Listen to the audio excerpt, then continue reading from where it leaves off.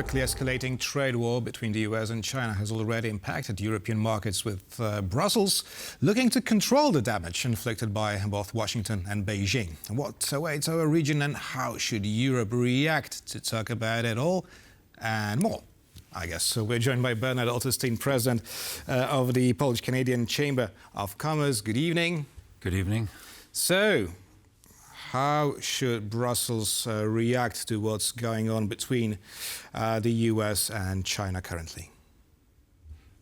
That's quite an unusual situation, of course. The tariffs have now increased to 125 and 145% respectively.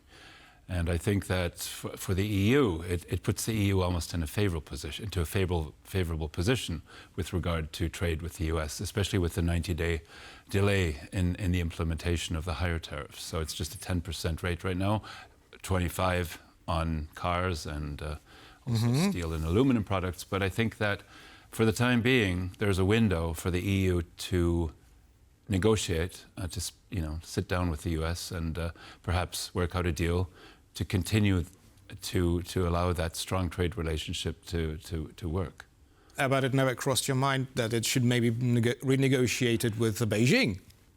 Well, of course, that's a temptation, but I think that while both sides may have some, realize some gains from that situation, the strategic economic relationship will continue to be with North America. The economic relationship with China will be part of it, but there are security and competition and human rights and various issues that could, that will continue to strain the EU-China relationship, no matter how big the temptation may be to circumvent other areas and go direct in terms of the trade relationship between them. So what awaits us in the very near future? I'm talking about us regular consumers. In the near term, we may see more Chinese products being diverted to Europe. So that would mean a lowering of prices for Chinese-produced products. Which is good. That could be good. That could be good. And it's also important to remember that China is a source of many critical raw materials or processed materials or precursors, such as, copper, lithium, graphite, and many other things, pharmaceutical APIs and things like that. So there are many things that we need China for anyway, and there's really no going around that. However, in the short term, there could, as I said, be more goods available in the world from China that are not going to the US because of the high tariffs. So Europe could gain a little bit in the short term, but again, that is a threat for European manufacturers if they compete on the same, with the same products. Right, the automotive industry is very much concerned about the future.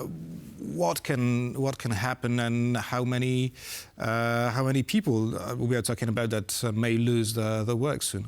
Well, the thing is that with China and their electric car vehicles, for example, that has been one of the root causes of the strained trade relations between the EU and China, because Chinese electric vehicles are very competitive, very price competitive for the value. And so there have been obviously tariffs imposed on those, and it's been one of the sticking points really of the whole trade relationship. So I think that that will not change now. It's going to continue to be an issue, and that goes for batteries and many other products actually from China. So I think the competition to European manufactured goods has been strong from China, will continue to be. And that's why I don't think we're going to see an opening of those markets anytime soon. Right. Now, President Xi Jinping told Spain's Prime Minister on Friday that, let me quote, that China and European Union must join together in defending globalization and opposing unilateral acts of bullying.